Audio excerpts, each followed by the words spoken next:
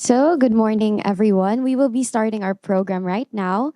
So, since there are participants are still coming in, no, but since we are about to start, please be advised that food is not allowed within the vicinity of the theater.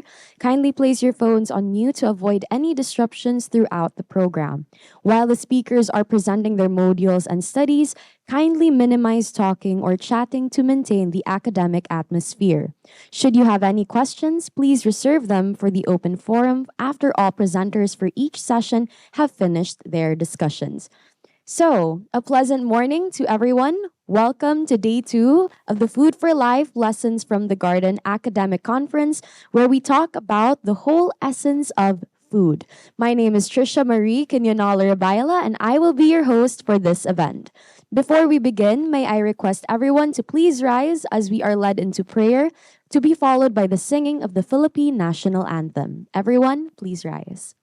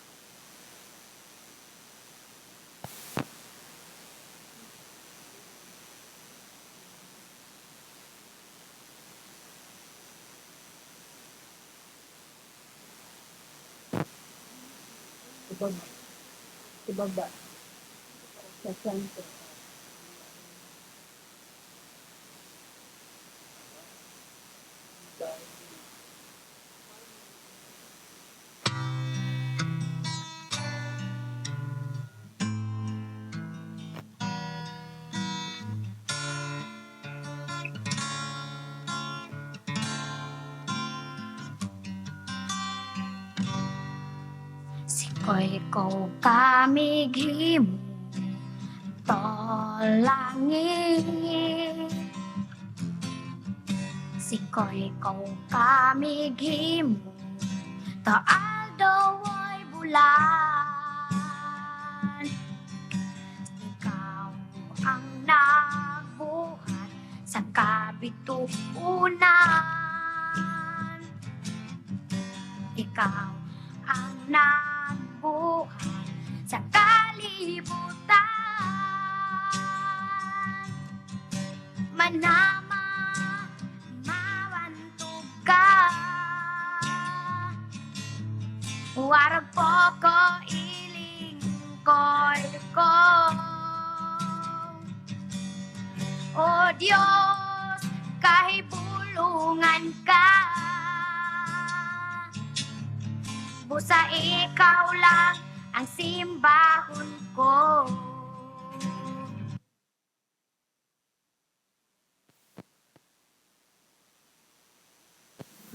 Mga kababayan, ang pambansang awit ng Pilipinas.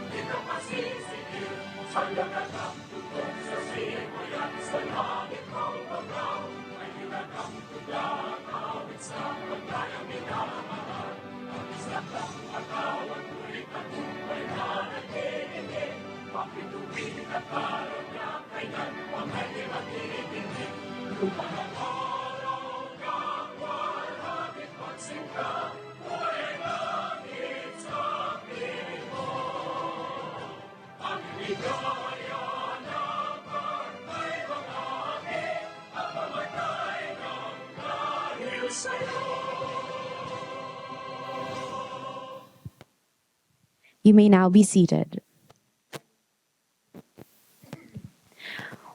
Once again, good morning, a pleasant morning to everybody. Welcome to the day 2 for the Food for Life Lessons from the Garden Academic Conference.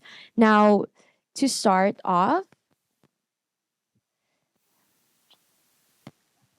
once again, this event is hosted by the Cebuana Studies Center, which is the mother of all research centers here in the Philippines. And as what the Gen Z say, a big shout out to the National Commission for Culture and the Arts for sponsoring this event in cooperation with the Department of Communications, Linguistics, and Literature of the University of San Carlos, Mamugnaong Anak sa Dagang, and in other words, Incorporated. Since we are talking about food, let us get on with the academic conference for day 2.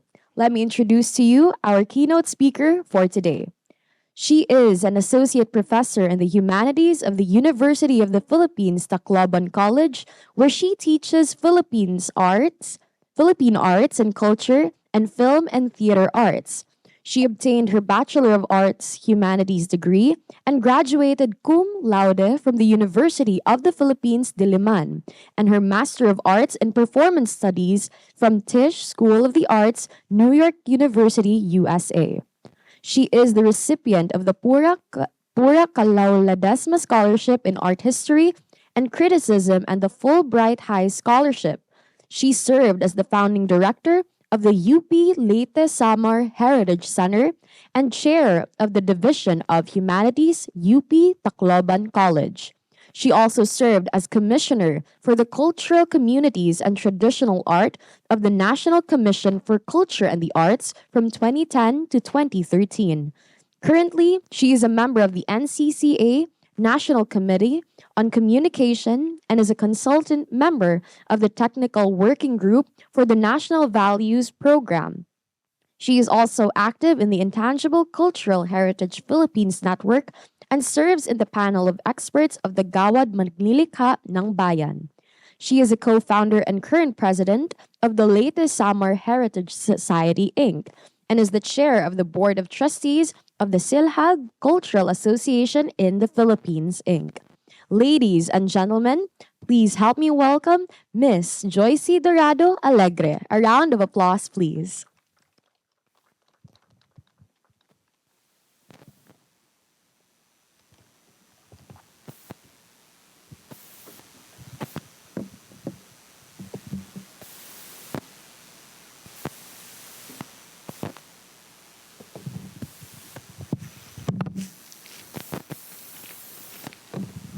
Maayong buntag sa inyong tanan, na ako'y balon, dire sa akong bag.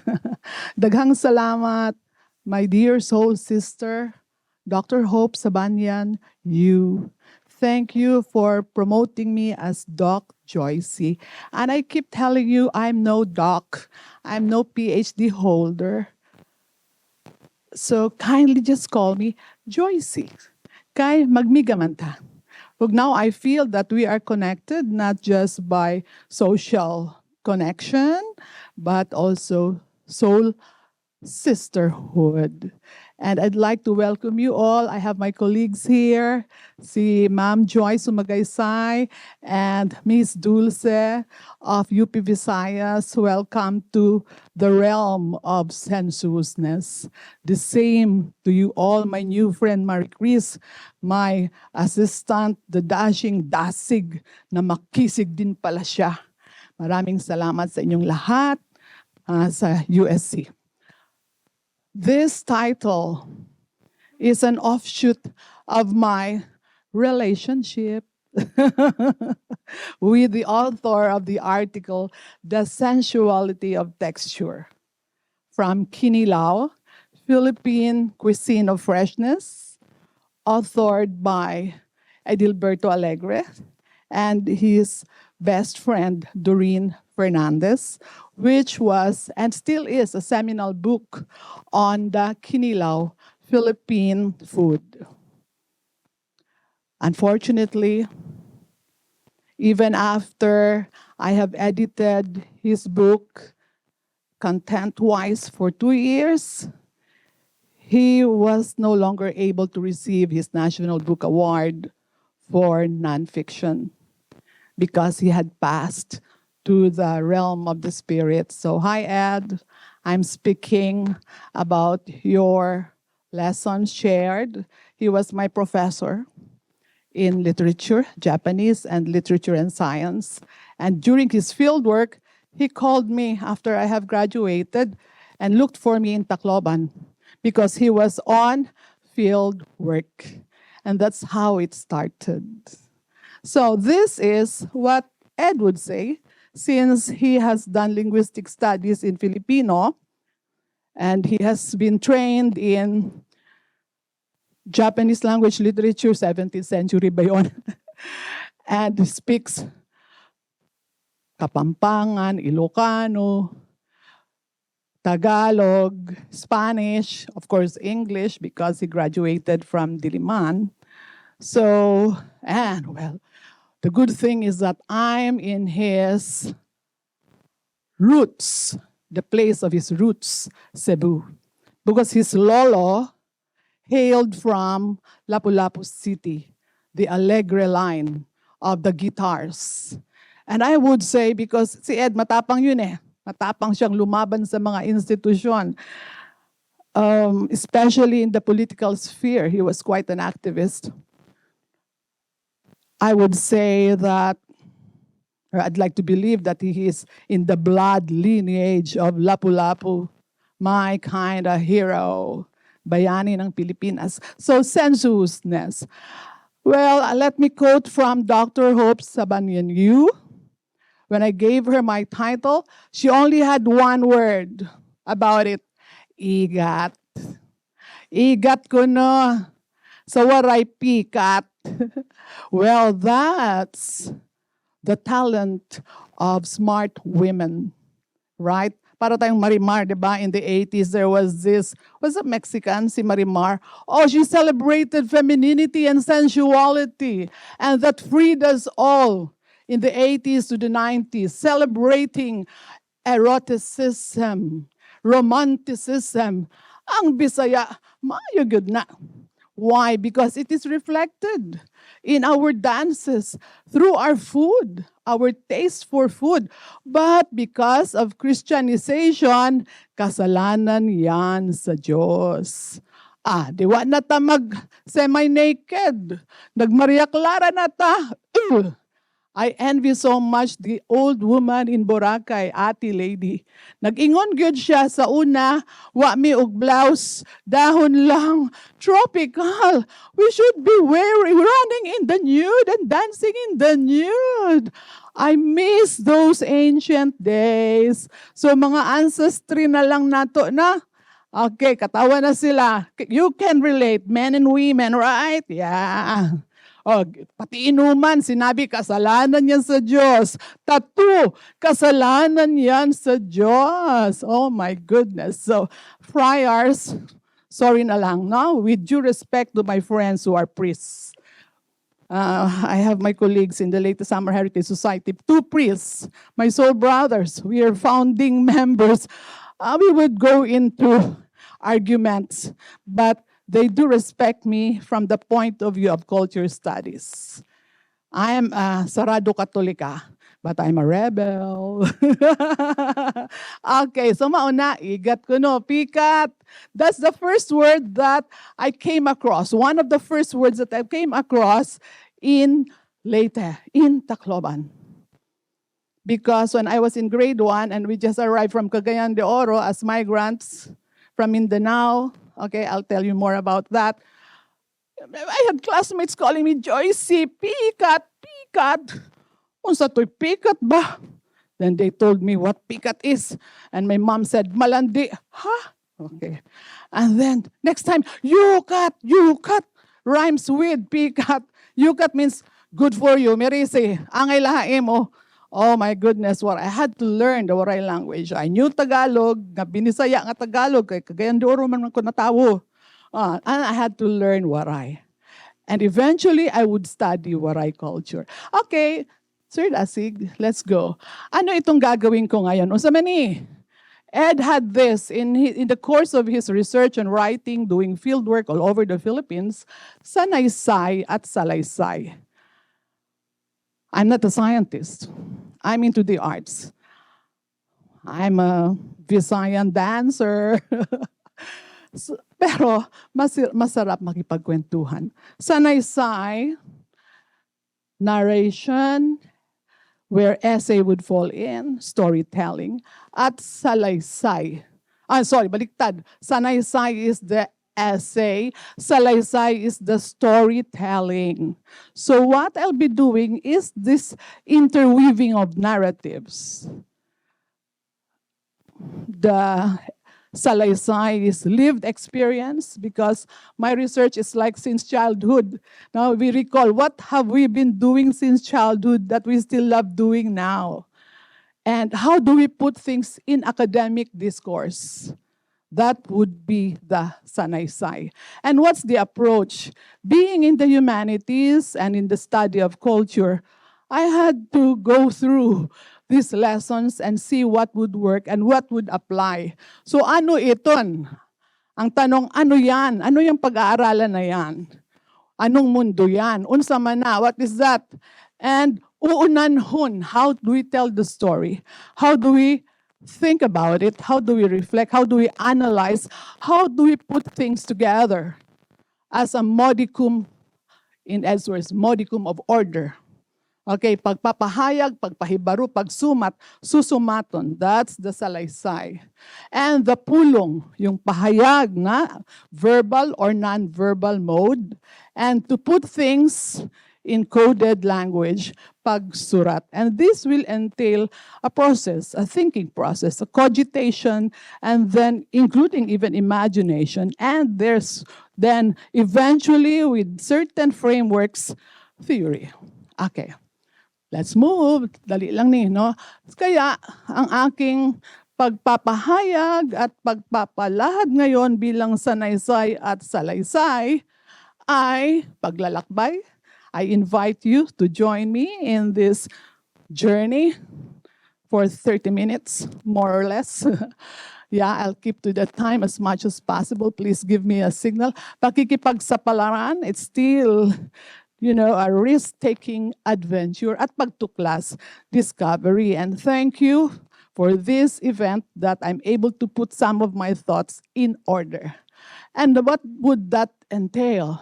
Our material is food for life, buhay at pagsusuri ng buhay, pag-aaral ng kultura. Sanaysay at salaysay, pagbabahagi ng sarili, kaisipan at diwa. Sarili, mahalaga. Tayo yon. Ako yon, ikaw, tayo, kita.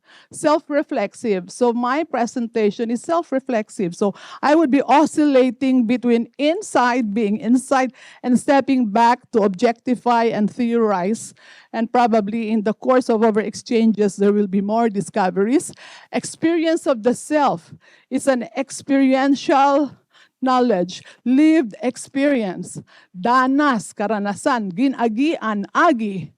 Kalugaringon, ginaabat, feeling included. Feeling and thinking, it's the total self. Pagkataong Pilipino, ako at, eto, the concept that I'd like to appropriate is that of ako at. Dahil ang Pilipino hindi nag-iisa. Mula nang mabuhay siya, hindi pa nga siya lumalabas sa katawan ng ina. No, mula sa lawas sa nanay, kinakausap na siya. Kinakantahan. No, inaasahan hanggang sa sumakambilang buhay na tinatawag pa, lalo na kung may problema. So ako at, this is Ed Alegre's conjugation of the self based on his linguistics and cultural analysis. And the body, the physicality of the self matters a lot for me as a Visayan, being a dancer, being a Visayan in these islands where we have the waters, We move in the water. We move on land. If you're in the water, kaislaan tayo, no? Kaislaan man ta. You can't help but move. You will really move even if you're not moving yourself because the waves will carry you and the currents will pull you in. Pagkatao, ang pagkataong Pilipino, Pilipino po yan, social self, ay batay sa balangkas, dalumat ng pagkataong Pilipino ni Dr. Covar, na ang tao ay may katawan, may budhi at kaluluwa. Na ang kaluluwa ang nagbibigay ng galaw, ng enerhiya sa tao, ang espiritu.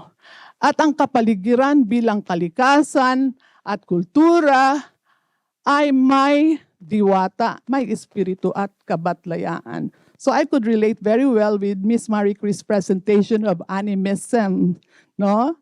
Ang mga examples pa niyan, that there are forces and there are ways of dealing with these forces, negative or positive. That is how our life is in the Philippines. Okay, sige po. Ilalapat ko lang itong ating framework. Susunod po. That's it. Okay, so we're going through every time we do study any artifact, any phenomefact, that's what I'm adding to the discourse, is to look at the intangible, the phenomefact, phenomenon, no? Thinking, rumination, recollection, yan, yung buong yan, no? Paglalakbay natin, pag-aaral, pagsusuri, theorizing, panhuna-huna, naghuhuna-huna ta. In Waray, pamahong-pahong. It's like a transition between reason and imagination and feeling your way inside yourself, okay? Or to the realm of the invisible.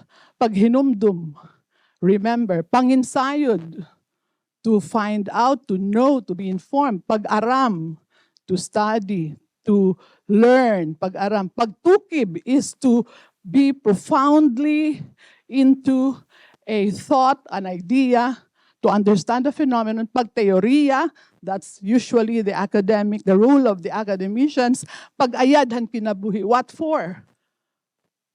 To improve the quality of our lives, to deal with challenges of life, with the future, to deal with the past, and doing things in the present. Nga magmahinungdanon nga kinabuhi so that our lives would be meaningful. And Ed, I refer to him because we have all these conversations. Okay, he does theory, he writes, and we talk about that. And then he consults his teacher, Dr. Covar, and I would just be amazed when I listen to our professors. So, ayan, for a modicum of meaning. Ano yun na, no? Viktor Frankl, meaning divine, the purpose of life. All right? Okay. Pero kahit wala namang mga foreigners, alam natin yun. Yun ang hinahanap natin, na maging makahulugan ang ating buhay. So naghuhuna-huna ta. That's what we're doing now. Through recollecting our lived experience and imagining what to do with this lived experience based on either scientific data and other data that cannot be captured by the scientific method. And that's the role of the creatives. Okay, next, the writers. Kaya, sa paghuna-huna, in the thinking realm, being Pinoys, because we live spirituality, north, south, east, west of the Philippines, whatever cultural community. Well, they are atheists, fine, but still they are thinking, and they cannot escape. You're in the Philippines, you are in this space where many things happen. Kaya tuloy meron tayong mga puwera gaba, puwera unsa pa to, daghan, may ma'am ha, puwera garam. My mom would bless us when we take a bath. We were kids, puwera sipon, puwera trangkaso, puwera buyag, labi na, buyag, no? Buyag, that's powerful.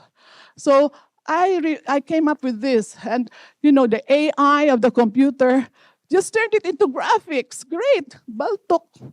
Matalino tong computer ko. Tong PowerPoint na to. Meron siyang designs. Tapos ayan na. Great. All right.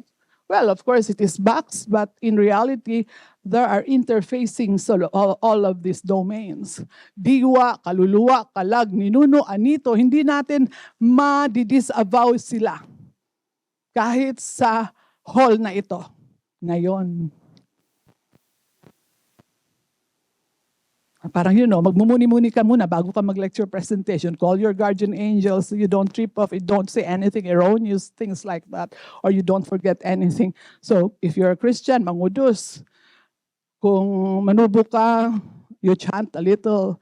Okay, espiritu, mundo ng espiritu. Dahil merong mga diri sugad aton diri dayag. You mentioned that also, na? Especially also in the poetry. Kaudganan, we have values. Pinaurug, what we hold dear. Pinaurug. Kaudganan, banal at baraan. Ito yung tricky. The sacred realm. Ang mahiwaga. Ang mga kababalaghan. So we have a rich lore of sorcery. We have a rich lore of traditional healing, of shamanism. And Dr. Kovar categorizes that domain. Merong domain, sa domain na yan ng mga espiritu at kaalamang hindi hayag. Yun, kaalamang hindi hayag. Kinaadman nga diri dayag. Hindi pinalilitaw. Hindi basta-basta pinag-uusapan.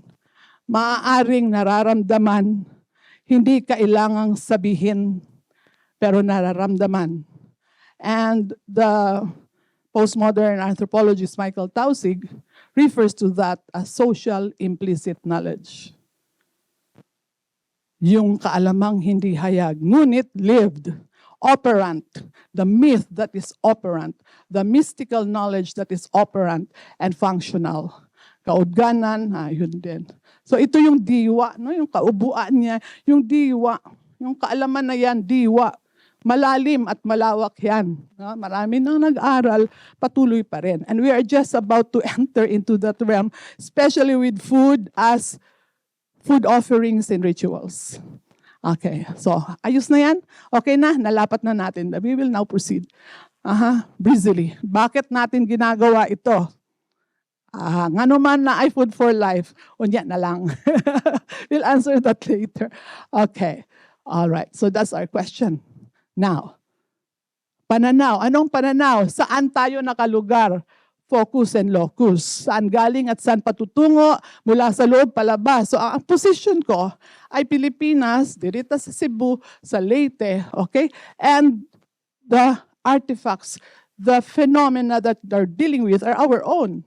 So we are looking at things from the inside as culture bearers. We are heritage bearers, young and old, even before we were born, because culture is prefigured. Di ba yung mga sinasabi ng mga anthropologists? And itong huli, okay, tangible, intangible, maybe we'll touch on that, heritage icons, sagisag, mga tigaman. Ito, matalinghagang parang tula. That's what I'm doing. It's a poetic study, poetica. Now, how we relate all these symbols and make meaning out of them. No? So, yung makakabalaghan, maaring hindi kaya ng siyensya. Poetics baka mabigyang kabuluhan. Okay, all right. Meron pa. So, focus and locus, arita sa Cebu, to ako sa Tacloban, mo anhipod ko, every now and then to visit friends or for conferences like this. So what are we focusing on? Food, locus, Kabisayaan, particulars, hometown, wherever. Okay? Asa tong gahapon nga ang puso, asa to, dito sa tisa, ang siomay. Ang puso, asa to, talisay. Pasil? Pasil, yeah, I've been there, Pasil. And I got to taste the turtle soup na pa ba? Bawal na. Yeah. It's very rich, very filling. So yun lang. Meron tayong focus at locus, yung milieu. No, mahalaga yan, yung environment. Milieu. Let's have the next slide. So there later, this will show my roots from Panay, Capiz. And we moved to, you have Panay there in a small heart circle. Can we go back to that, Dasig? Yeah, sa Philippines, no? And then my movement, no, where am I coming from? As a migrant from, originally my parents, Panay Island, Capiz. Tapos niad to me, there Blue Star, Northern Mindanao, Cagayan de Oro, where I was born. My parents met in Panitan when they were young, but well, they courted in Manila. And then Tacloban, Region 8. So that's the culture for study in my presentation. Food of the Waray. Okay, just some as a basis for a theory. Okay, so let's go. Ito, Kabisayaan, I just encircled the places that were stations of Magellan. This is my favorite here. Where he was killed, where he was fed, where he showed the arsenal in Limasawa. So nagpa-convert. The day after, nagpa-convert. Kaya pakita mang ang ilang arsenal nga makapatay og mga equivalent of one of the crewmen, soldiers, makapatay og like 100 natives. And then here, part of Agusan. Why did I... Okay, that's a meeting point for some of the Datu. Okay, kaya magparaptud, their cousins, no? The Datu of Limasawa, magpipinsan sila. Okay, all right. Butuan, yes. Okay, Kabisayaan, our wonderful archipelagic Visayas. Go, go, go. We have to move fast. Leyte Sama, Region 8, Tacloban City, where I reside, where UP Tacloban is. Okay. Leyte Sama region has how many provinces? 1, 2, 3, 4, 5, 6. Languages is Tehanon Waray, Nortehanon Waray, Westehanon Waray, Leyte Waray, may Biliranon pa. And then south is Cebuano. Cebuano Buholano, southern Leyte. Okay, those close to the island of Cebu and also Bohol. Those communities speak the original, no? Buholano and Cebuano. All right. My cultural identity has to do with the place where I grew up. I was born in Cagayan, and then I grew up. Most of the time, I spent my whole life in Tacloban. Anak akong mga kag-anak. Ganun na yung ating social, our social life, ano? Social unit, family, and then lineage, tulin, lineage, family tree, roots. So always you cross-check your tulin when you are introduced, no, in a traditional community. Then there's friends, co-workers that we know, and the time, space and time, and social environment, culture. Okay. I was perturbed when Doreen Fernandez asked me, they were doing research in Tacloban. So Joyce, what's your culture? I could not answer her. Oh my goodness. My parents are Hiligay noon. I was born in Mindanao. Now I'm in Tacloban since the age of 6. Oh, I could not answer her. So it was a challenge. I was already teaching. I had to do my rumination, okay, to be able to answer her. All right. My parents. This is a self-reflexive sanaysay at salaysay. Okay? Me being focused from my point of view, so I am implicated. The author, the writer, is implicated in the telling of the story. Call it subjectivity, yes. Always, because yun na yung mga postmodern no? Self-reflexivity, you theorize, but you're part of that meaning-making. So my parents, ang ilang banwa, Panitan Capiz, Papa Jose Cuarto, Mama Carolina Albahar Iraula. Okay. Cagayan de Oro. I was 6 years old. My memories of climbing the Aratiles, Manzanitas. Beautiful experience. I don't know if our youth still do that. Okay. There were only 3 of us at that time. Carmen, Cagayan de Oro. Next. Okay. My mom, she would crave for takway. We don't know that. Kung sa may tahanan, ano gani ang takway, no? Stolons, gabi shoots, cooked adobo. What is this? Gabi runners, they call them. Yeah, gabi runners. Thanks, Ma'am Joy. Sumagaysay. Wala yan masyadong ganyan ang tawag at saka iba ang luto sa Waray. But my mom, she's Hiligay nun. And here they are. The flavors of Iloilo. She loved tambo nga may tagabang saluyot. Saluyot, yeah. The Warays, they don't like that very much. No, so it's rare for the Waray to eat saluyot. Takway, okra, and bagungon, the local snails. My mom would prepare this. Okay? So she's Hiligay noon at home. And my father would prepare inday-inday. Palitaw pero bukayo. Okay? So yun ang icons namin. Okay?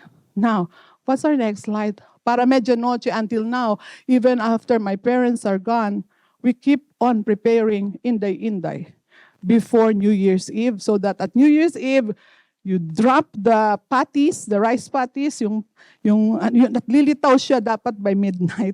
So that's good luck. Ano ba yun? Kinaadman, no? Na kaalaman. With the food, there is knowledge that is passed on as heritage. Okay. Sinigang na bangus. My mother would prepare tinoa, pero aslom. Unsay ang paaslom niya? Tagalog ang style niya magluto because she grew up in Manila. Unsa man, sinigang. Ang iyang tinoa, sinigang. Because tinoa and sinigang, they're the same except for the souring ingredient, right? What did she have? Okay? Quick lang. Sampalok, tamarindo. So we grew up with the Tagalog taste in Tacloban. Because my mother was in Manila since the age of 10, 9, until she graduated and married my father. So, sinigang na bangus Tagalog, among fare, ordinary fare at home. Tamarindo, she would buy fresh tamarind. And, boil it, tapos squeeze out na. Bulacan style, mas daghan yun, 1 bowl of tamarind. Okay. In Tacloban, they don't do that. Maghiwi-hiwi ang nawong sa mga Taclobanon, mga Waray, because it's extremely sour.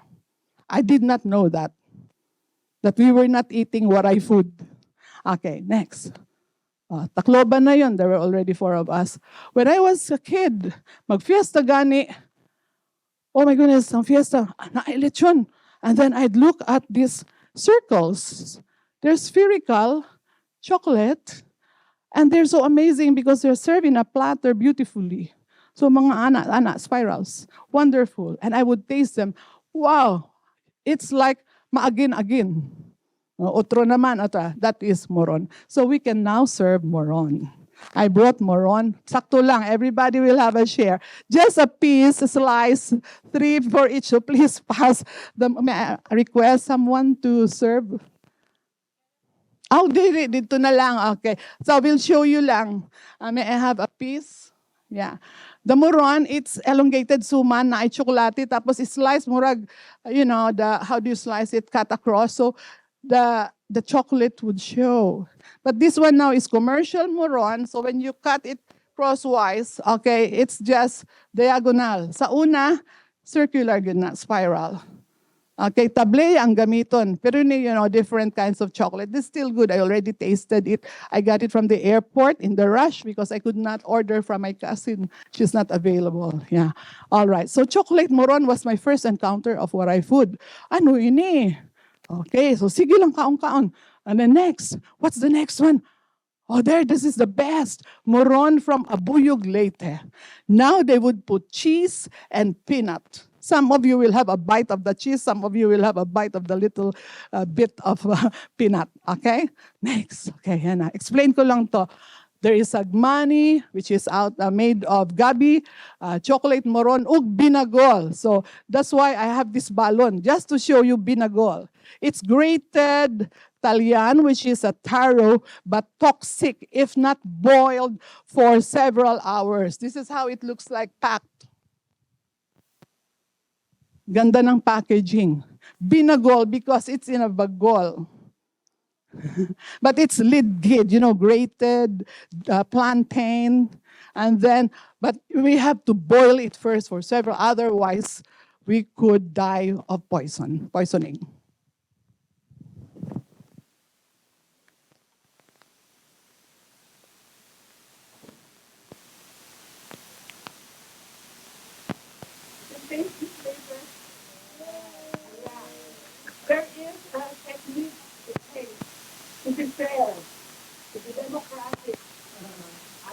why. Okay, that's how it is. Singapore, it's popular. It's popular. This is good na ay especially sa na ay ito. Dumayo. Later. Okay, how is that? How to serve. Okay, it can be served from the bagol or, okay, from the bagol itself, you see that caramel inside the core. If the moron has chocolate and the plain, um, plain rice, and then chocolate combination. This one is a combination of the caramel core, the arnibal, and then bland siyang layer, thick layer. So it's not fair if you go dig into the caramel core.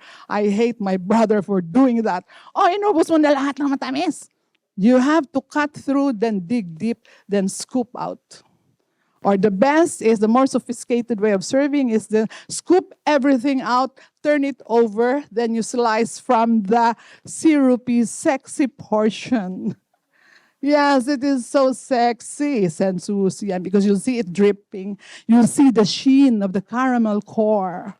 Oh, yun talaga makangkang. Yeah. And iba pa yung mananam, ha? Later. Please take note. The combination of the different taste. That's Talian, the same root crop, but one portion of Talian is blended with coconut milk and calamay. One portion is thick layer, and the texture is different. You eat it together as one serving. Okay? All right. There, we have plenty. Bagol, what I term for coconut shell. Main ingredient, Talian. Toxic taro. It grows to about 7 feet high. We ran out of stocks from in Leyte. The best is in Dagami. Okay, it's naturally toxic, so you have to boil it. The syrupy inner core or arnibal, which is wet, runs and sweet. Wet, runs and sweet. The outer layer is hard. We're talking about texture. Hard, sticky, and bland. It's a combination of these. For gustatory pleasure. Ayan na tayo. Sino yun? Sino yung kahapon na meron pa siyang drama? Oh, yes. Parang gano'n. No? For gustatory pleasure, have a slice that cuts down from outside to inside and catch that sweet secret of the binagol. That's the precious part. Oh, parang, okay? All right. Okay. 3 generations of our family. My mom has passed away. Okay, so 3 generations na kami Algo homes. Hindi pa namin alam noon ano yung kinakain namin na hindi waray other than the sweets and the lechon. Okay? So, what happens next? Mama, since she passed, I would bake the cakes with her electric beater. She would eat her paksiw, Hiligaynon style, and simsimin ang ulo ng isda. I learned to do that. I used to hate doing that. But I said, ano ba ang sarap nito? No, because my mama and my elder sister, they would stay longer at the table. And we have to cook her ube halea and macaroni salad, which is quite a story. It's American style with pineapple. But the Warays would not eat it because they want it with kaong. It's like fruit salad. Parang buko salad, pinalitan mo lang yung buko ng macaroni. That's the Waray style. So here we have cultural accommodation and transmission. No, i-reject yung hindi sa lasa niya.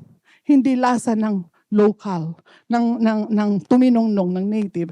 And my sister would cook her Tagalog pinangat, Tagalog. Pansit palabok is still Tagalog with tinapa flakes and rellenong bangus. And my sister-in-law Rebecca mastered my mama's leche flan. Hindi pa kami masasabing waray-waray meals and even for our feasting. Okay. Right, Mama. Okay. And here comes this guy, Ed Alegre, on research in the South. So, Ed Alegre would say, punta tayo sa tabo ng palo. Tabo ta. Manabo ta. And in the tabo, he saw this bundle of vegetables. Ano ba yan? Let's see. Oh my goodness. Then I discovered, I would hear lawot-lawot, but I did not really know its deliciousness, nor did I crave it. But it's everyday fare in Leyte. Leyte, Waray. Not quite summer. Leyte, so phenomenal. Bundle of veggies and herbs, agitway, harum, and this is distinctive, the sangig, sweet basil. Humot man na siya, no? It's good also for chicken broth na hinatukan. This, and the wonder of all wonders is that in Burauen Leyte, you could have one vegetable mix. Lawot is mix. To as many as 28 vegetables, including mushrooms. Phenomenal. And it is so good. It is so good. The blend is unified by the hatok. Please take note, the Waray preparation of the hatok. I think you also do that. Na ay lapsaw, and then the tuno. Tunuan, yeah. The first squeeze. Okay, cream, pure cream. All right. But the difference between other communities has to do with the texture and the timing when to pour in the puno. It's something that I have not mastered. I still have to learn, okay? So that was Ed's discovery academically, and he wrote about it. It's included in his recent book. He already had an article on that. Now, let's see. Let's look at this. One dish, one herb. That is waray. No combination of herbs, and it is unusual. Some time ago in Calbiga, Samar, hinatukan nga manok, ginataan nga manok ba? Boiled. There were two herbs, the dulaw turmeric and the tanglad. That is unusual. And I sense it because there is bitterness. Ayaw niyan ng waray. Ano kaya? Okay. One Dish, One Herb by Sara Belicano. She philosophized that. If you have tanglad, tanglad lang. Tanglad nga balikutos. We know that, no? Natted, that's very Visayan. And then, we know, that's very familiar. I hope our millennials have seen the tanglad. It's so ordinary, it's so wild, it can grow on its own in your yard, no? Okay. And other souring ingredients, we differ in terms of our savors, our herbs, flavors, no? And our herbs. So here I had pampaasim, pampaaslum. If we have our tinoa, iba-iba. Sa Cebu, kamyas mo gamit. Kami, pwede po dog kalamansi. But one, aklan, they use it. Leyte, Waray, use it. But the difference is the number of pieces. We can go as far as only 2.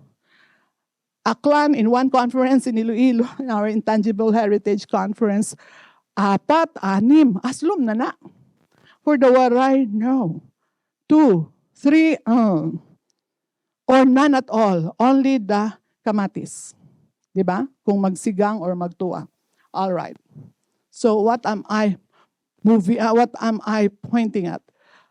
Our resource person here now is in the person of Mana Inday Seria, a traditional cook. Now she was our yaya and our cook, and we have had her in the Dayaw Festival of the NCCA for the Waray food. It was her mother, Mana Iska, who gave the data to Ed Haro Leyte. She owned the karinderya, and she was our cook. She was cooking for my father. And that's when we began preparing the lawot-lawot, both no gata and with gata. Okay. There, Mana Inday is like family, di ba? Yung mga yaya, mga cook, extended family na. So we celebrated her birthday. They're all together with my former students. They know her very well. She's close to us. And she keeps on giving me data. No, the 2 words that I got are from her later on in describing the viscosity of the hatok, of the gata. Okay. In Burauen, This is very recent. There you will have the sangig. And that one, kanang mga daw tubular tapering. Do you know that? Daliri, they call it. They're like fingers. And it's a new discovery for the Burauen people, young and old. This came from the lola of one of the contestants in the food festival, Daliri. It's added to the, they already have about 12 vegetables na dagdagan pa. Kasi pwede hanggang 28. I have not heard of the 29th. So our count so far, when I was having a focus group discussion, very informally, with the people of Burauen, we had a listing of about 28 vegetables. Okay, it's phenomenal. And here is the pouring of the lapsaw pa lang ni. But look at the quality of their lapsaw. Okay. Naatay lapwa, lawag, laswa. Similar. In Ilocos, Ilocos dinengdeng. Mga mixed vegetables. But wala atang 28 like the Waray lawot-lawot. Okay, next. Please. Hinatukan nga lawot-lawot, amo na ini, may dadugang nga daliri. It's an additional ingredient. And I tasted it as is. Naa siya tartness and very subtle sour. Subtle, subtle, and sweetish. Og tart. No? But it adds to the zing. No? Like it perks up the soup. And the texture also because it's crunchy. And then it softens. No, it's crunchy and then it softens. What are we doing? Para tayong nag-buccal cavity exploration. We are like going into the micro realm of the food breakage of eating. All right? Kasi papasok sa loob, food is ingested. It is an artifact. It's an icon. It is ingested into the body to be part of our system for sustenance and for appreciation and for pleasure. Okay? This is now the output of the Burauen people through their tourism after our discussions. So they brought it out, gumawa sila ng postcard, mauna ni. They have kulitis. I saw kulitis in Panitan, Capiz. And then agitway. What's that? Can't read. What's the ganito? Harum. Harum is naay puti. They call it puti, but it's green, but it's colorless in the soup. And then the coloration of harum. And then the spices. Naay tanglad. Hulabtug. This is new. That is an option. Hulabtug is rather strong. The pepper, the bell pepper, is strong. Pako, yes. Fiddle fern, pako. Hantak, string beans, no? Batang, they call it. But what is not there, take note, because this is what is distinctive about the Waray taste. Wa og amarguso. No bitter. No bitter. Ugway hang, ha? Walay ang palaya. If ever, it's so unusual. It's a rare option. And also even the pepper, the shell pepper. And no chili. Not at all. No. Extraordinary if there's chili. Painit. Hap na kunudaan. I think you're right. Humid man samo. Oh, wow, yes. It's the humidity. It's the humidity. Humidity. Iba ang among kuan atmosphere dito. Init good. That's right. Yeah. Because of Mahagnaw. It's a volcano and the greenery. Tagadiin ka. Nakadto na ka. Wow, wonderful. That's Burauen, lawot-lawot. Okay, inner sila, volcano, and very fertile. Okay, there is a surprise. Okay, what is it? This one is now rare. Amaranth. When I found it in the Burauen Tabo in 1991, mura siya og unsa dang atong mga garden natay mga garden mayana. Anyway, it's called Dayaw. And when I showed it, I asked the vendors para sa lawot-lawot. So when I went home, Manaiska included it in our lawot-lawot. Lo and behold, marbling effect onto the coconut cream, the hatok. Marbling fuchsia. And so we place it on a glass bowl. Wala akong makita ang picture. This is what I found. 1991, tingnan. Beautiful, nutritious, beautiful, pure veggies. Really beautiful. Once in my lifetime. Now they are cultivating that. They're going up north of the mountain areas, mountain villages of Burawin, because I shared this information with them. Okay, that's Dayao. All right. Dayao. Dayao means praise. No? It's a beautiful word. No? Dayao, dayao. Oh, dayaon ta. So, Ed Alegre, with his initial studies, defined the Waray taste. He could define it because he's an Ilocano. And he's been all over. He has tasted Maranao food. He has tasted Maguindanao food, Badyao food. And he says, as Ilocano, usa ba Ilocano yung sa ilang gusto? Pait. Papait. Pinakbet. Your pinakbet here, that's not Ilocano. They serve me pinakbet, that's not Ilocano. In Golden Prince, lami, I'll tell you about it. It's not Ilocano. So Ed is Ilocano in taste because he grew up in Tarlac among the Kapampangans and the Tagalog. So he said the Waray taste is mild. And he did research among the Badyao. He says it is close to the Badyao taste, but Badyao taste is even milder. So there is that range of mildness. If we have extreme taste, let's say a range of bitterness, the Waray is here farthest end. Okay? Or maybe not yet too far. Okay? So the range of mildness is really very, very narrow. And it's difficult. Lisod ba yung magtimplag mild? Kaya masubrahan kong asin. Ang inyong lechon, asinan man ko. Pero lami. Oo, maalat ang lechon ng Cebu. But, well, you are world class because of Anthony Bourdain. My crush who passed away.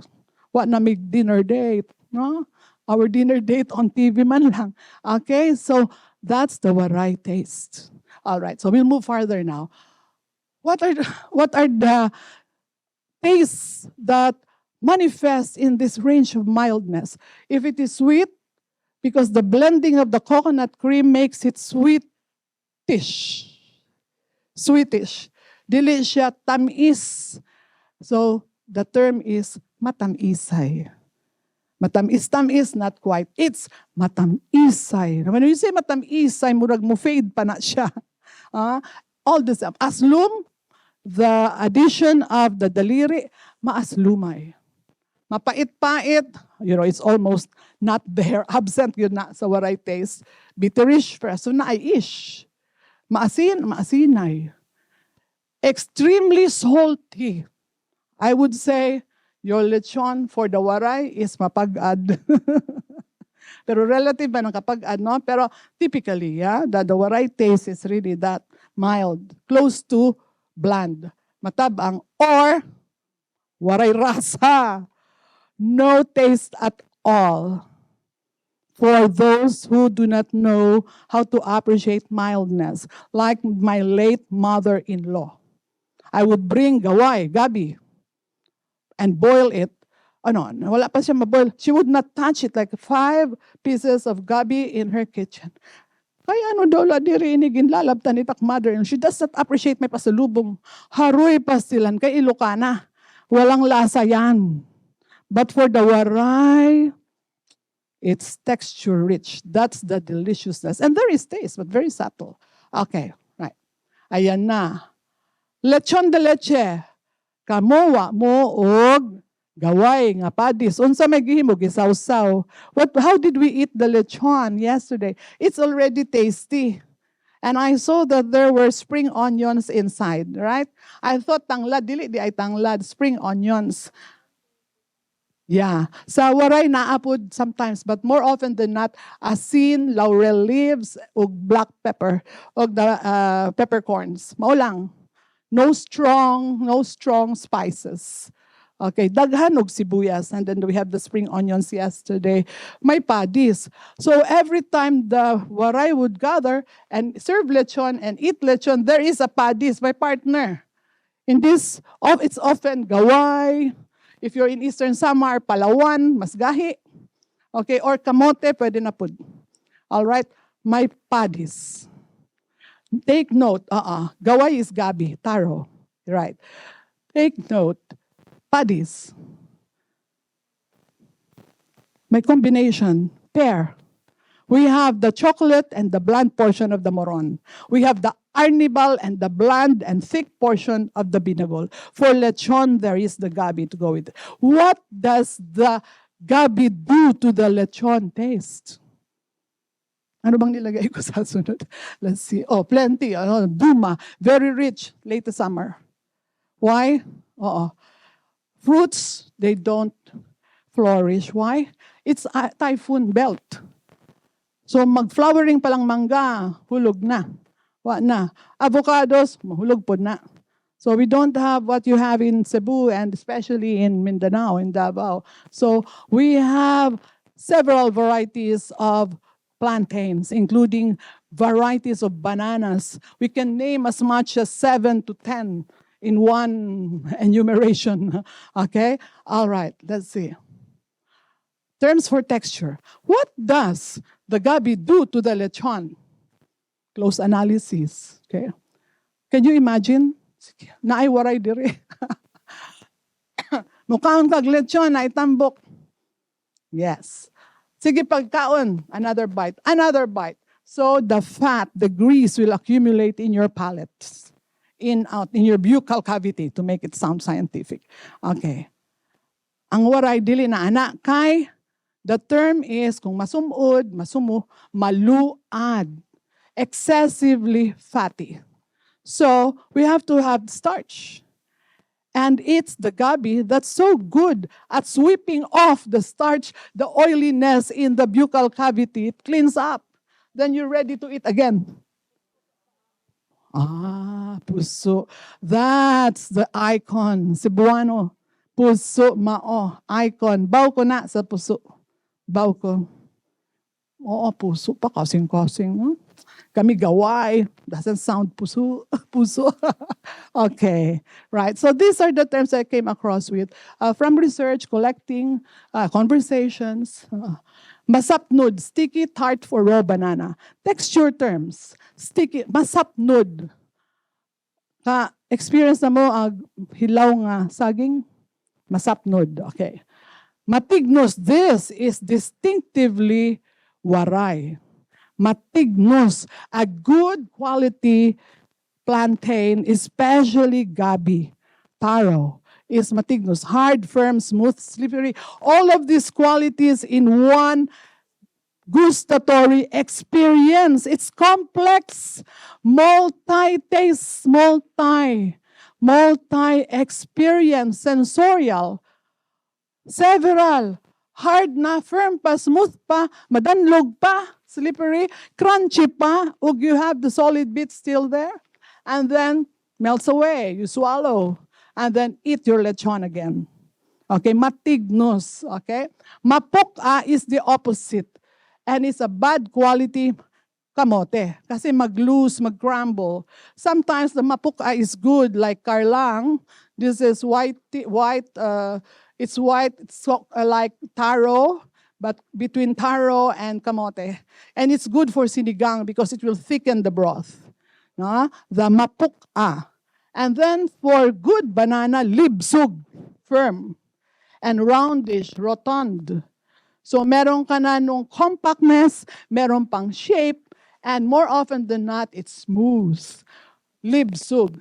Makarub-karub, of course. We have the karkar, chicharon, the best. Makarub-karub. Okay, that also goes for good chicharo and good lechon skin and peanuts. Okay? Malaway-laway. That's good for the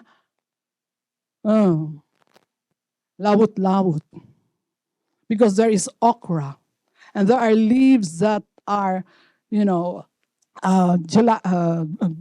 unsa may tawag ana mucousy, Marrowy. Marrowy. So malaway-laway. And this is the negative. It is excessively fatty, oily, or too much of the sweet, excessive, maluad. You want to throw it up. You want to spit it out. So reject.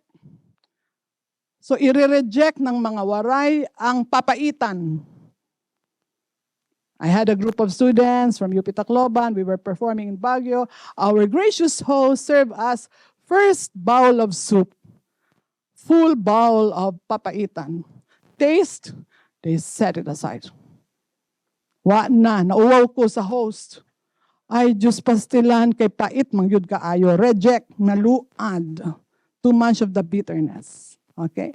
Another time, they were in my apartment here in Quezon City. They were served with hinatukan nga, what is the freshwater fish? Tilapia. They tasted and then they didn't eat. I scolded them. You are so ungrateful. You are so impolite. We had a good cook. She prepared this for you. Kay mga waray, they don't like the muddiness, the muddy taste of the balanak. It's too much of the something like fresh water. All right, so move na. Okay, established na yan. Kinilaw, we have hatok. So importante ang coconut cream. And the hatok, there is a technique, timing, and the squeezing also. All right, our kinilaw always has hatok. Generally, ang Cebu, suka lang, no? Pero naapod og hatok, I heard from Richard, yeah. All right, for kinilaw. Okay, so we would have this, Iloilo. My friend Ilonggo, the late Lincoln Drilon, would have a fresh kinilaw and only upon serving would he put the vinegar. Ang waray na anay vinegar, murag maunang mag-wash out sa langsa. Pero my friend, Ilonggo siya, ganun daw, no? Like it's gourmet kind of serving that he only puts the, for him, I don't know, is that right? Not all. Okay, that's his technique. All right. So usually we don't eat kinilaw without the hatok. Kana. Now, here, take note. Masaputok. We have the lapsaw, that with water. That's the second extract. The first extract is pure and concentrated. Without adding water. You can use the buko juice, okay? But even without, the tuno is pure concentrated coconut cream, which is always the last to be poured onto the dish, just when it has already boiled and almost ready for serving. And here, from Mana Inday, these are the terms particular to hatok, to coconut cream. Masaputok, malantok. And there are other terms in summer, naapa sila iba. This is later. Masaputok is viscous and thick. You can see it, it's masaputok even from the looks of it. And then malantok, there is oiliness, okay, and slippery. But not very oily as olive oil. When you add olive oil to your sauteed spinach, it's not the same. It's too much of the oil. Pero ang oil sa coconut cream, slight pud na siya. And it is so good, especially when there is lunok. Kanang for the biko, and it is so aromatic, fragrant na, the lunok, no, the coconut cream that's cooked for several hours. Okay, now we go. Kinilaw nga rumpi. Swordfish, na ay hatok na. Okay? And not spicy. What else do we have for hatok? This is perhaps for me the best kind of fish for kinilaw. Batagon, Giwan Eastern Samar. The texture is between that of rompi, the swordfish, and the tangige. Tangige is rather hard. Okay?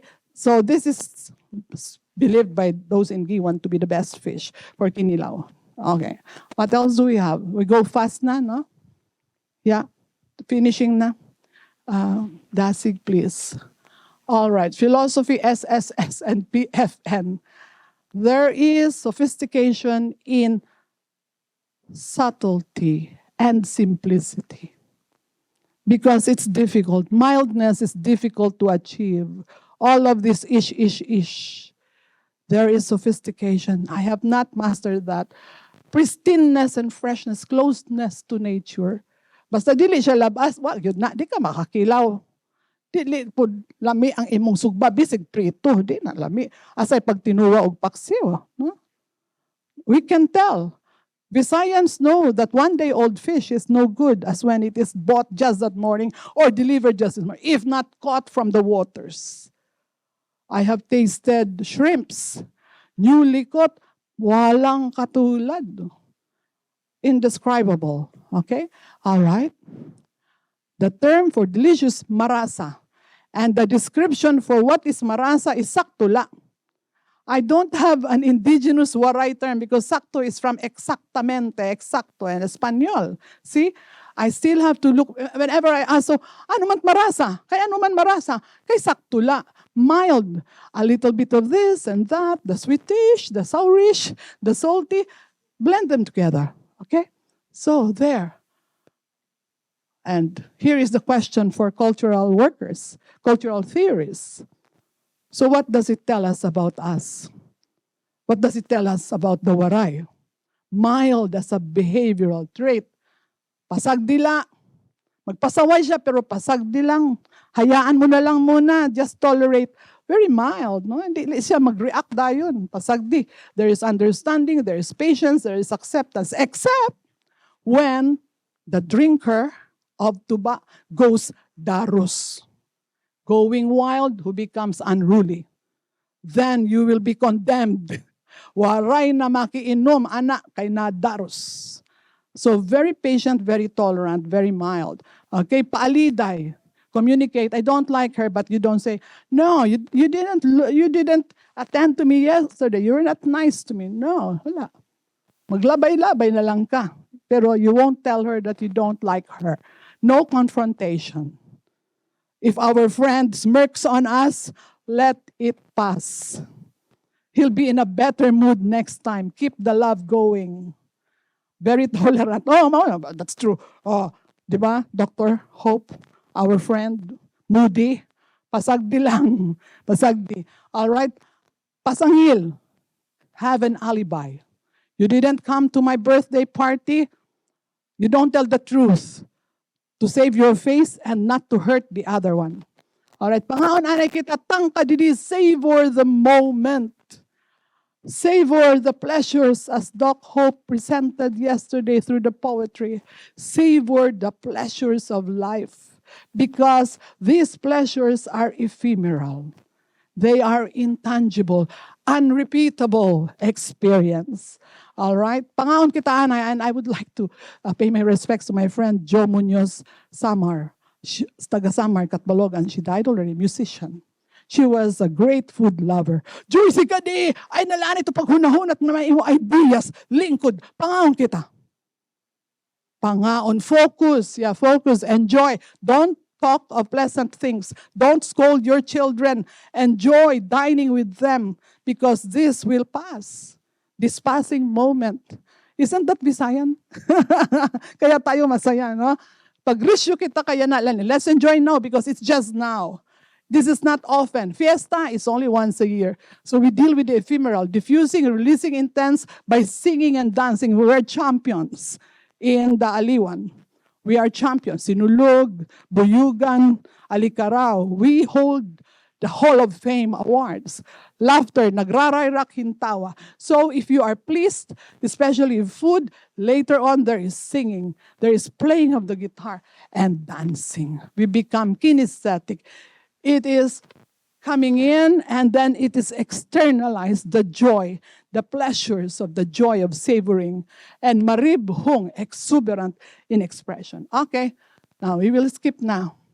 There, the secret pleasures, magpapasundayag, magrisyo, magmamaribhong, exuberance in celebration. Many things going on inside your mouth, many things happening with your body. Nagrarayhak na. All right. All right. Kuratsa. The Waray Kuratsa. It's still there. It's extant. Tinikling. Stage, always stage. I'm there. Could you go back just for curiosity? I'm there sitting, leaning on the rail. long ago and far away now at Tolosa, Leyte, with the Leyte Kalipayan. Okay. And then, UPN Balangao, celebration of the beauty of our islands, even if threatened, even after Yolanda. Okay?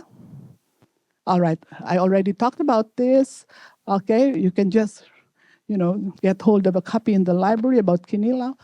We finish with this, with Ed's characteristics of the freshness, no? The sensuality of texture. But what I added is to implode, to experience implosion. Okay? Yung nasa loob mo, no? Yung vibrance na yan na sinasabi niya na incredible freshness and the sensuality of texture is experienced intimately. And then expressed and shared. The joy is shared by serving more food, by playing music and dancing and embracing everybody during the fiesta and saying our thanks. All right, I will end there. Sunod-sunod na lang, diretso na ta. Okay, wonderful islands of the Philippines, especially of the Visayas. All right. Sexy oyster, talaba. The Waray will add hatok. In Iloilo, wala na hatok. Okay. Distinctive qualities. Maybe we can read this. Love as fresh, pristine, natural, organic, mild, balanced, wide range from Panay, Cebu, Leyte, or Samar, sensuous, with various degrees of sensuousness, whether Cebuano, or Ilonggo, or Waray, or Aklanon. Sensuousness, this is now mine. Oral, buccal, gustatory experience of pleasure, body experience, kinesthetic expression, multiple textures within a narrow range of subtle taste, of mildness, saktula, and rasa. And it is an implosion. It's not explosion external. Before you express that, it's happening in the micro realm of pleasure. All right. Lami, lami. Namit, manamit, manamit. Marasa. Okay. And I have, an iruy nga tuna, matam is pagpuyan. That's a song. Matam is pagpuyan. Leyte Samar, San Monico Bridge connects Leyte and Samar. Damo nga salamat. Thank you. And as a personal note, we honor our ancestors, our parents. Let's proceed to my post-scriptum palanat. We honor our parents, our heritage bearers, mga nagpamana. We honor those who have gone ahead to the realm of the spirit. And a baby is born as a waray. My son, he is now a waray. Okay, thank you very much. Kasadya sa mga Bisaya, no? Thank you, thank you.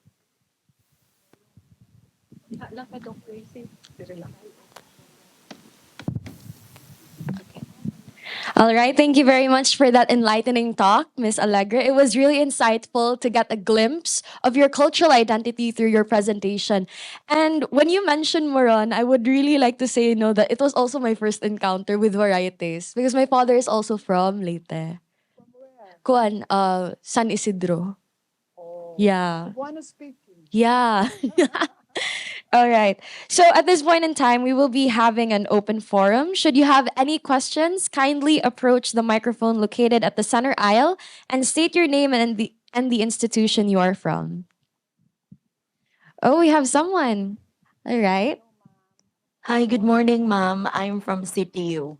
I don't know if this is a question, but it's more of an expression of how I lament at the current situation that we have with the youth.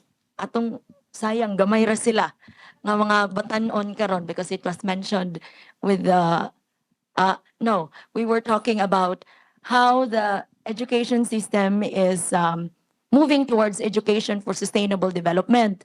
All is geared towards us na mas sustainable ta. But look at the diet of our young people today. They were introduced to the intermittent fasting. They live on coffee. They have developed the taste of pizza, fries, burger, and milk tea before they even have the chance to appreciate binagol. I mean, that was a confirmation earlier by the very pretty young lady that it was his first encounter of moron. And then the father hails from the place where moron is made, no? So how do we do that as educators? How do we address this na my son is 18, he would say, I'm having coffee, and then my lunch would be sandwich. No, I'll just order pizza. And when I introduce him to pinakbit and buwad nga with tomato, he would say, no, mama, that's not meal. I cannot eat that. But I cannot pressure him because his classmates were into pizza, sandwich, and fries. And that I cannot reconcile, and I don't have power over as an educator. I don't know how our young adults would be able to see the sustainability that we are dreaming, we are desperate to have. Di ko kasabot dihang dapita.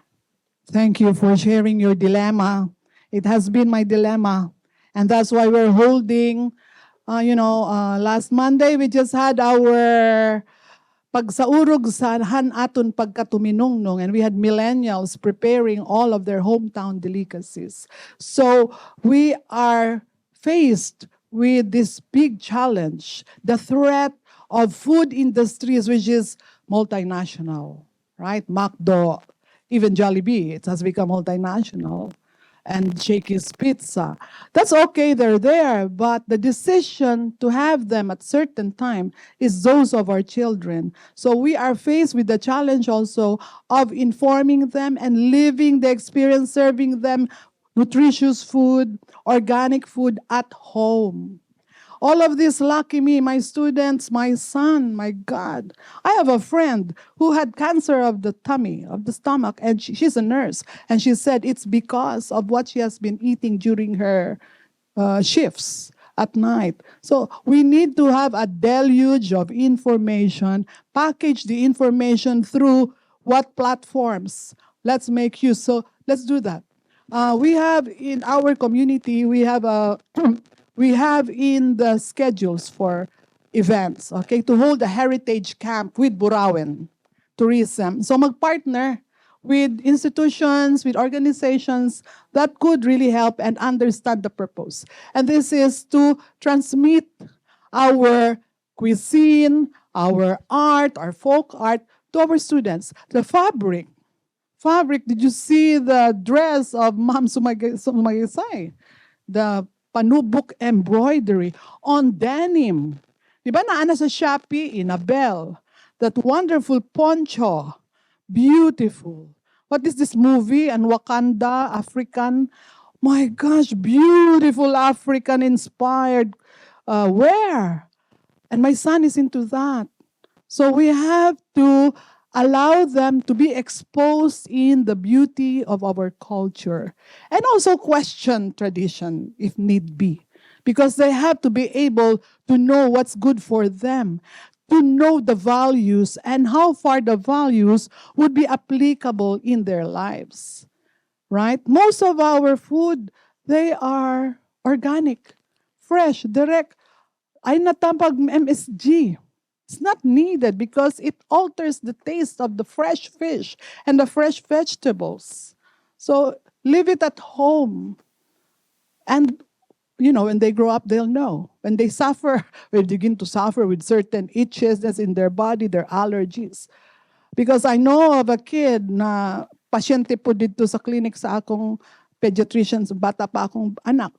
9 years old, had kidney disease. Why? I asked the yaya, hindi pa kasama ang nanay dun. I asked the yaya, kaya ano man nga na kidney, ano't kinakaon ito nga bata?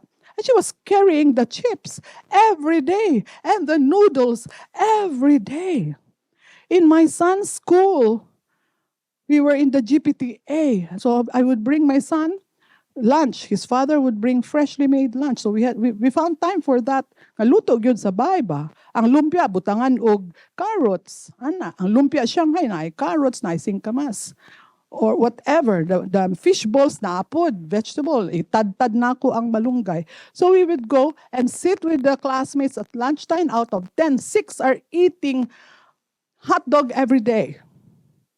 So parents yan. So this is the challenge to our generation, what we would be transmitting to the next. And to keep at it, kapoy ba yung cultural work o cultural education? Oo, but every year in UP, we have tagay-sangkay. All sorts of tuba. Naapay manyang, gikan Northern Summer, it's distilled nipa.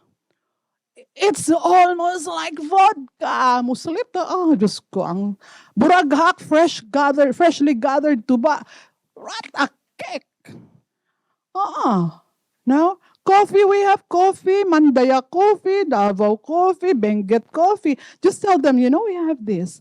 At home, I brew. Mag-brew ko. Oo, nadili siya instant. Kay mapadiabetic man, instant. Okay lang po. Basta dali-dali. Pero, educate them about the good, what is good about coffee, diba? It's a good antioxidant, but I think I am sinful about coffee, kaya everyday coffee. So we have to discipline ourselves too. No, not to the excess. Naaman na is in YouTube, how to moderate, regulate your diet, for health. Thank you. Yes, sir. Hi, I'm Charles. I represent USC Safad. First of all, I like how both of your names, your name Joycey Allegre, they correspond with the name with joy. Both names mean joy in their own way. And second of all, I have a family in Tacloban. I think it's my uncle. So yeah, I've been there before. A question I like to ask, since this one is something I have in mind. Since taste is one of the most important senses in our body of the five senses, um, how do you think that you can how wait, let me rephrase that. Sorry, there was on my mind. But um how do you think that why do you think that taste, especially in exploring other things, varieties, whether it be something that is very trendy or something that's very traditional, is important to our Filipino culture and our role as like chefs, nutrition checkers or something. What do you call it? What do you call that term? Yeah, that one. Um, because for me, I think taste is one of the most important things when it comes to knowing the pleasure or the feeling. It's like that one scene in Ratatouille where Remy tastes both things and it becomes this romantic feeling. So I want to ask, how does how does taste become essential for the culture of the Philippines? Thank you. Difficult question. Standards. Sorry. Standards, yeah. It has to do with standards. We have haute cuisine. Philippines has not reached that level in relation to, let's say, Japan, France, oh my, okay. Standards. Mexico, they made it already in the US, but Mexico themselves is all over. We have Mexican food all over. We have Mexican Filipino restaurant in Tacloban. So we have to have standards. And that will show the refinement of the community. Standards. Pero dapat may kamalayan. What are the standards? Like, what's good lawot-lawot? What's good moron? The moron that I'm sharing with you is commercially available. But the best moron is not in the commercial stores. They are homemade. Homemade. I would have ordered from my cousin, but she's not available because they do make really chocolatey moron. Na walang, and it's not that, it's the coconut cream. Mahal na kasi ang lubi. No? So asuman is only as good as the exact amount of lubi. So to know the standards. So Filipino food, we have to study. We have to learn. I have not even mastered capturing that kind of mildness the way that Mana Inday would cook it or my cook now, Gina, could do it. So to know the standards, so it's up to us. Meron namang mga naturally gifted, naturally talented, okay? Pero meron din yung kailangan matuto kasi walang ibang luluto para sa asawa mo. So we have that nice admonition from Inday Ralios yesterday. So it's really will. It's a decision on each person or a community. Now there are standards for ecotourism and they have heritage food. And it's becoming very popular because food serving or food as business, you earn a lot. Karinderya, oh my goodness, 200%, kapoy lang. Kapoy lang. If you have such standards and you have the energy, go into food business. Since you understand nutrition, you understand heritage. Even heritage, you also have to question. Baka mamaya, excessive yung ganito, ganyan, ganyan, ganyan. So, question it also. So, the millennial, the youth, will have to always to appreciate as well as also innovate by critiquing. So, we in this generation, have to make that available, those standards. It's like they say, Miss, to create something new is to study the old ways. And to study the old ways is to create an aftermath of mastery and depth. And once someone tastes it, it becomes an explosion of flavor and aroma. Also, second question, is the buffet free over there? Because I'm hungry as heck. You're very passionate about food and what you're saying. Thank you so much. I'm a foodie, but thank you. Great. All right. Thank you very much to our dear audience for the participation and your questions. Thank you as well to Miss Allegra. A round of applause for her once again, ladies and gentlemen. So now we will be proceeding to the awarding of certificates to be led by our very own project coordinator, Dr. Hope Saban-Panyu.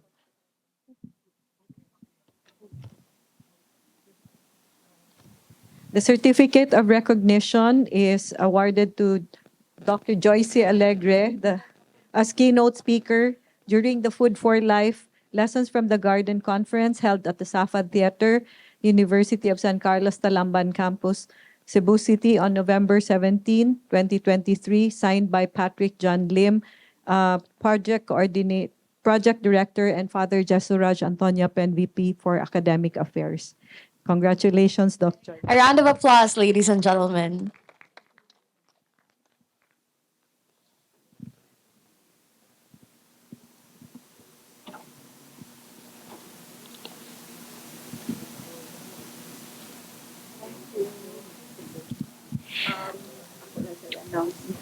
We are running late with the schedule, so we have a 10-minute session break for the participants of the conference. Registered participants, please, our refreshments outside, 10 minutes, and then we come back with the next set of presenters with Nathan Hore, Jonaline Gabales, and Heidi Palapar. Thank you.